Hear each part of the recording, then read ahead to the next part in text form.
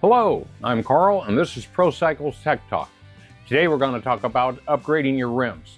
A lot of guys sometimes they'll hit a rock, hit a tree root, bend a rim, bend a couple spokes, or maybe they just want to get a bigger size for the front and rear, go with something you get a bigger, better quality tire. We're going to talk about the importance of having the correct spokes and rims for the hub you're going to use.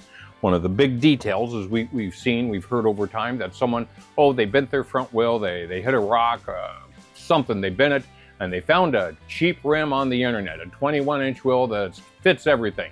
Truth of the matter, they don't. It's very important to get the correct rim that's countersunk and drilled at the correct angles for your hub and matched up with the correct length and bend of spokes, so everything lines up correctly and you never have issues.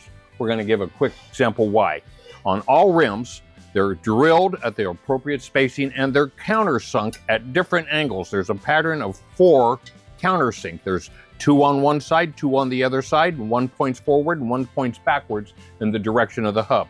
The importance of it is when you put a spoke with a nipple into the hubs and they seat 360 degrees all the way around, they're going to point and align to the spoke hole on the hub where they need to pull from. That might be turned a little bit that way, a little bit that way, but as the pattern goes around, you can see one's inside, one's outside.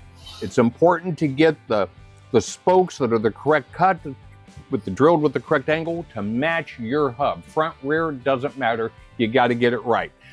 When you get it right, all the stress, everything's pulled down. We're seating the nipple 360 degrees all the way around. There's never a problem. It's going to do 100% of the work. It's going to be happy. When we get something that's drilled for a different hub, the spoke nipple can't align correctly, and it's going to only seat about 2/3, maybe 3/4 of the way around. And now we're asking 3/4 of the rim to do 100% of the job.